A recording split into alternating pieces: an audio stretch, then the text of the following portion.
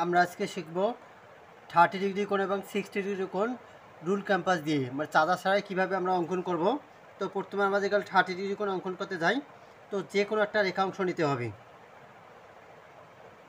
আমরা যে কোনো একটা রেখাংশ নেই, যে কোনো একটা রেখাংশ নিলাম।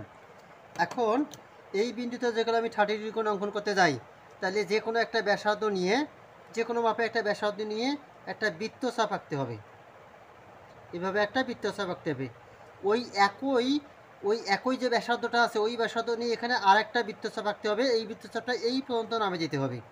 তাহলে এখানে আরেকটা বৃত্তচাপ আঁকলাম ওই একই মাপের, এবং ওই একই মাপের এখানে নিয়ে এখানে আরেকটা বৃত্তচাপ আঁকবো। তো এই বৃত্তচাপটা যেখানে ছেদ করেছে, এই ছেদবিন্দু, তো এই ছেদবিন্দু আর আমরা এই বিন্দুটা যোগ করব।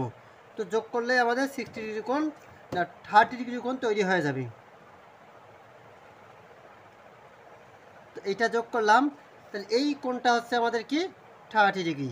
তাহলে আমরা রুল ক্যাম্পাসের সাহায্যে, তার মানে চাঁদা ছাড়াই আমরা এভাবে 30 ডিগ্রি কোণ অঙ্কন করব। এবার হচ্ছে 60 ডিগ্রি কোণ কীভাবে অঙ্কন করব। তো 60 ডিগ্রি কোণ যে কোনো একটা রেখাংশ নিতে হবে, যে কোনো একটা রেখাংশ নিতে হবে, এবং একটা যে কোনো মাপের সুবিধা মতো একটা ব্যাসার্ধ নিয়ে একটা বৃত্তচাপ আঁকতে হবে। একটা নির্দিষ্ট ব্যাসার্ধ নিয়ে আমরা কী করলাম, বৃত্তচাপ আঁকলাম। আঁকার পর ওই একই ব্যাসার্ধ নিয়ে এখানে আর একটা বৃত্তচাপ আঁকবো, আরেকটা বৃত্তচাপ আঁকলাম।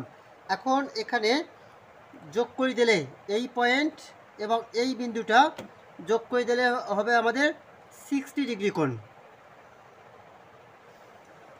তো এটাই হচ্ছে আমাদের 60 ডিগ্রি কোণ।